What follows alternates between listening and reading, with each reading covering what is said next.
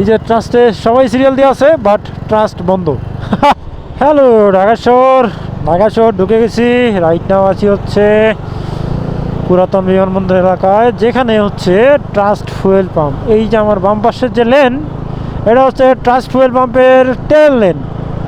এরা কেউ তেল নিবে, সবাই তেল নিবে। সো ঢাকার বাইরে রংপুর থেকে ঢাকা পর্যন্ত আসছি। রংপুরে শুধু দুই একটা পাম্পে ফুয়েল আছে। একটা পাম্পে 200 টাকা দেয়, একটা পাম্পে 500 টাকা দেয়, আর কিছু পাম্প তো দেয় না। রংপুর থেকে এই পর্যন্ত কম করে 100-র উপরে পাম্পের সাথে হচ্ছে যোগাযোগ করছি বা পাম্পে গেছি।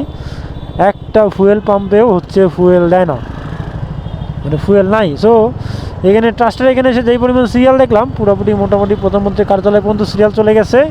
এখানে বেশ ক্রাউডও লেগে আছে। তো আসলে কোনটা ফুয়েলের লাইন কোনটা কি বুঝতেছি না। এখান থেকে এক্সিট করতে পারলে আলহামদুলিল্লাহ। আর সেই যে ফুয়েল নিয়েছি সেই ফুয়েল নিয়ে এখন পর্যন্ত চলছে। এই যে ট্রাস্টের কাছে চলে আসছি, সামনেই ট্রাস্ট, কিন্তু ট্রাস্ট হচ্ছে বন্ধ।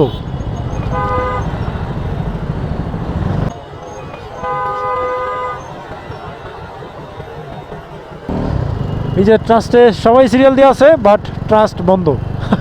ব্যাপারটা মজার না? কি একটা অবস্থা! আল্লাহ আল্লাহ মাফ করো আল্লাহ।